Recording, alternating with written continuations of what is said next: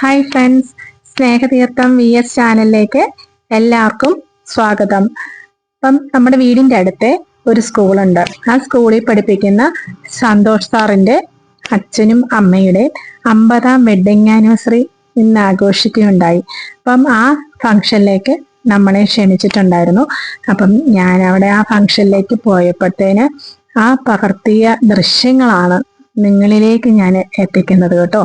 അപ്പം സാറും ടീച്ചറും ആ സ്കൂളിൽ പഠിപ്പിച്ചതായതുകൊണ്ടും റിട്ടയർമെന്റ് ആയതുകൊണ്ടും ഒരുപാട് പേരെ അവർ ക്ഷണിച്ചിരുന്നു. അപ്പം അവരുടെ വണ്ടികളൊക്കെ പാർക്ക് ചെയ്തിരിക്കുന്ന സ്ഥലമാണ്. നമ്മുടെ സ്കൂളിന്റെ തൊട്ടടുത്ത ഓഡിറ്റോറിയത്തിലാണ് ഫംഗ്ഷൻ നടക്കുന്നത് കേട്ടോ. അപ്പം നിങ്ങൾക്ക് കാണാൻ കഴിയുമായിരിക്കും. ആ ഓഡിറ്റോറിയത്തിന്റെ തൊട്ടടുത്തുള്ള കാർ പാർക്കിങ്ങിൽ കിടക്കുന്ന വണ്ടികൾ കേട്ടോ. ഒരുപാട് വണ്ടികൾ കാര്യങ്ങളൊക്കെ അവിടെ ഉണ്ട് കേട്ടോ.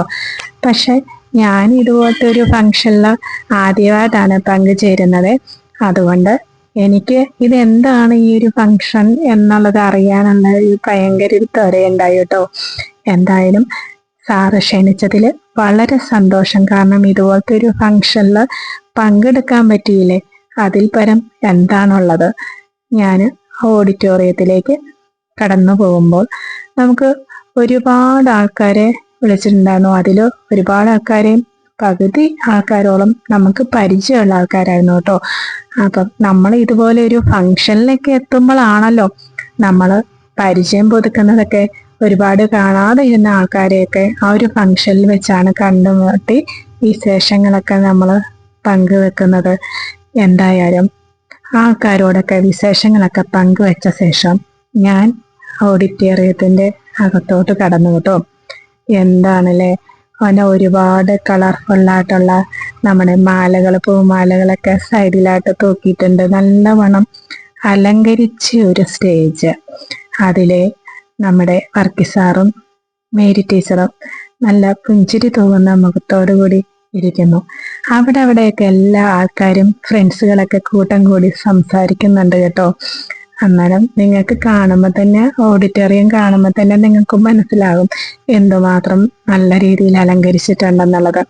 ശരിക്കും പറഞ്ഞാൽ ആ ടീച്ചറും സാറും പുണ്യം ചെയ്ത അച്ഛനും അമ്മയാണ്.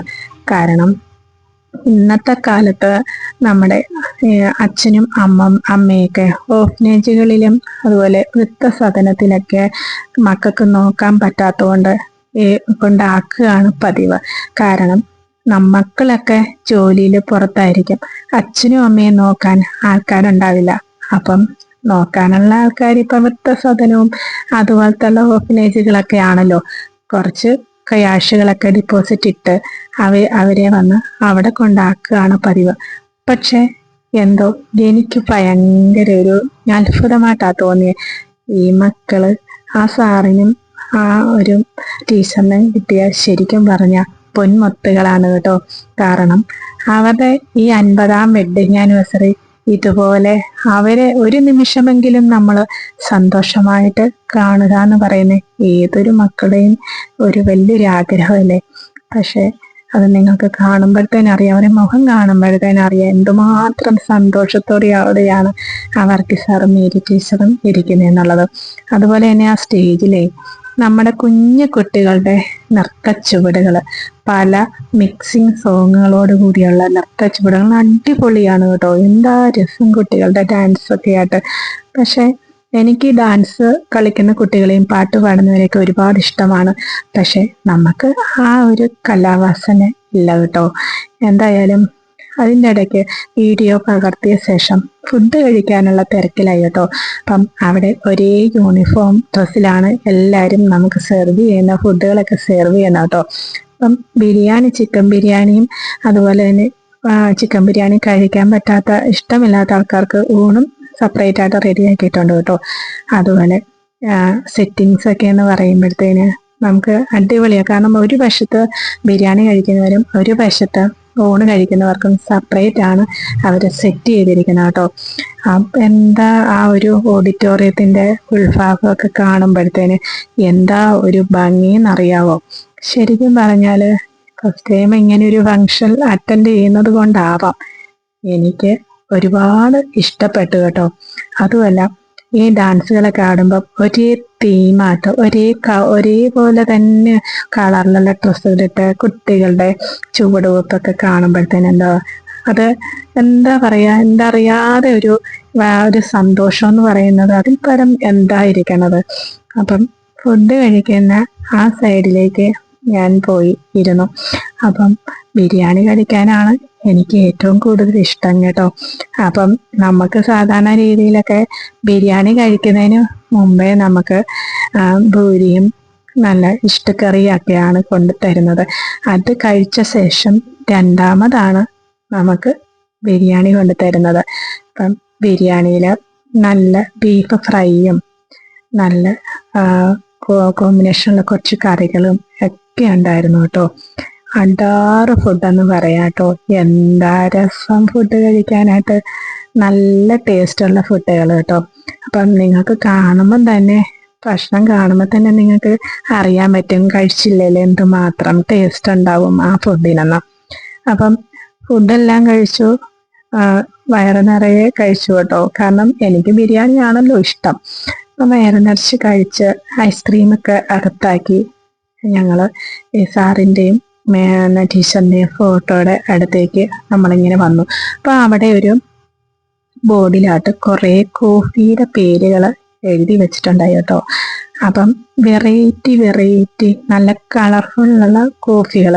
ശരിക്കും പറഞ്ഞ ഞാനിത് ഫസ്റ്റ് ടൈമാണ് കാണുന്നത് കേട്ടോ.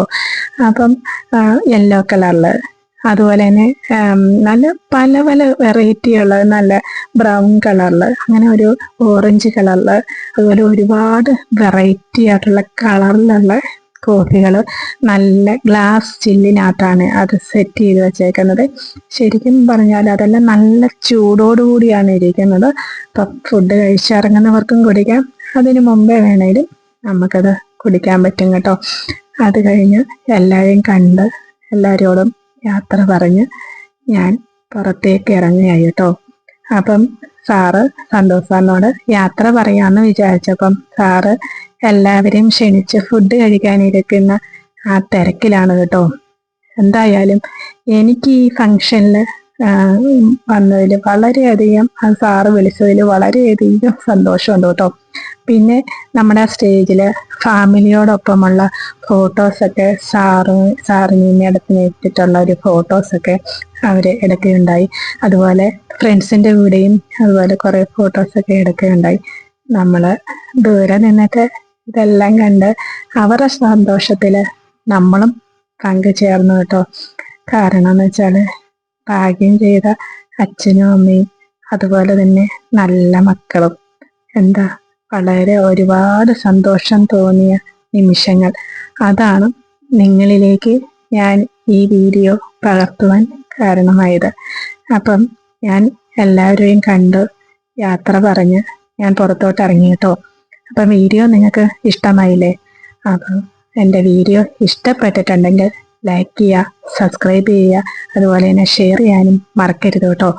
അപ്പം പുറത്തോട്ട് ഇറങ്ങിയപ്പോഴത്തേനുണ്ടല്ലോ കണ്ട കാഴ്ച എന്താന്ന് വെച്ച് കഴിഞ്ഞാൽ നമ്മുടെ ദിനേശും കുര്യൻ ചേട്ടനും കൂടെ വീഡിയോ എടുക്കുന്നത് കണ്ടിട്ടാവാം ലാസ്റ്റ് ബൈ ബൈ ഒക്കെ പറഞ്ഞിട്ടുണ്ട്. Okay, bye bye.